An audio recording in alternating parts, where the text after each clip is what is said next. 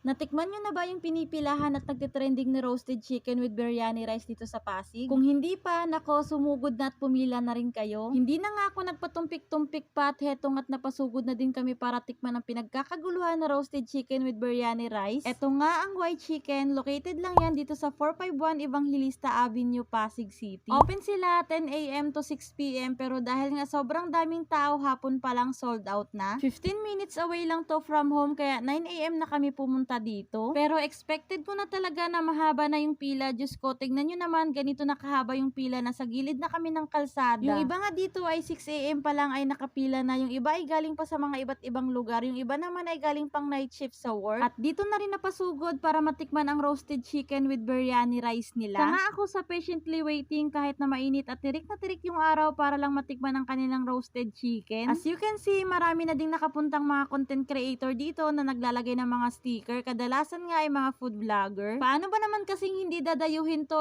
Tignan nyo naman yung chicken nila, niluluto pa lang, sobrang juicy na. At ang bango-bango pa nga ng aroma niya, Diyos ko, amoy pa lang talaga, abay hihilain na talaga yung paa mo para pumila. Siya nga pala yung owner na si Sir Abid na may lahing Lebanese. Siya lang naman ang dahilan kung bakit pinipilahan at pinagkakaguluhan ang kanyang roasted chicken na galing pa ang Lebanon yung mga recipe. Bukod pa nga dito, siya mismo ang gumagawa, nagtitimpla at nagluluto ng kanilang roasted chicken. Siya rin ang entertainer ng lahat ng naghihintay na customer, kaya naman hindi talaga alintana yung haba ng pila dahil lahat kami ay nag-e-enjoy siyang panoorin. Sabi pa nga niya, bakit ka pa daw babiyahe ng Middle East to Lebanon kung dinala niya na dito ang authentic roasted chicken from Lebanon. Ito nga ang white chicken. Kung sarap nga lang ang pag-uusapan ay talagang 101% legit daw talaga na napakasarap nito. Ang presyo ay swak na swak lang sa bulsa dahil ang whole chicken nila ay 300 pesos lang with biryani rice na. Pwede ka din bumili ng half chicken with biryani rice ay nagkakahalaga lang ng 150 pesos. O diba, sa halagang 150 to 300 pesos ay matitikman mo na ang kanilang Lebanon style roasted chicken with biryani rice. Katunayan nga niyan, 400 to 500 pieces whole chicken lang naman yung nasusold nila everyday. No time, hanggang hapon lang yon. Minsan pa nga ay 2 p.m. pa lang ay sold out na. Grabe, ganun sila pinagkakaguluhan. Nakakatuwa pa nga dito ay may unity silang buong pamilya. Tignan nyo tong batang to na sobrang gwapo at napakasipag pa. Ito si Amir na anak ni Sir Abid at Ma'am Rodora, nakatuwang din nila sa pagtitinda. Well-trained na nga dahil pati nga sa pagsusukli ay alam na alam niya na. Mapapasana all ka na lang talaga, no? Heto nga't nakakuha tayo ng pagkakataon na makausap ang Queen of Lebanon authentic roasted chicken with biryani rice. Yes po, siya yung queen dahil siya lang naman yung nag-iisang asawa ni Sir Abid. Siya si Ma'am Rodora na taga Negros. Meron silang business before doon sa Negros na shawarma but sadly nawala sa kanila for some reason. Etong white chicken ay business na talaga ni Sir Abid sa Lebanon pa lang. Kaya naman nang mapunta nga sila dito sa Manila ay sinimulan na lang itayo etong white chicken. At luckily naman ay nagtrending at pinagkakaguluhan ng napakaraming tao. Sobrang napapagod at wala na nga daw silang pahinga tapos 2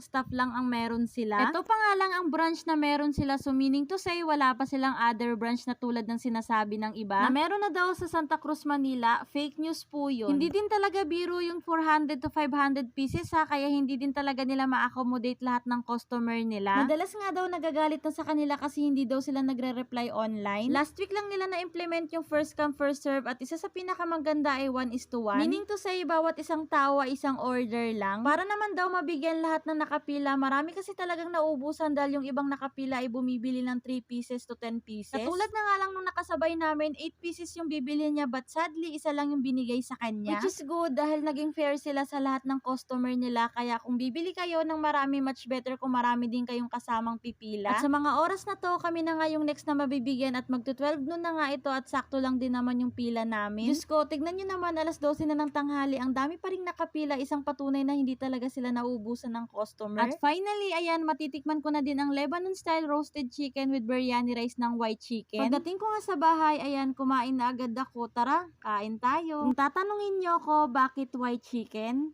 you know why? Kasi masarap talaga siya. Yun lang for today's food trip. Bye!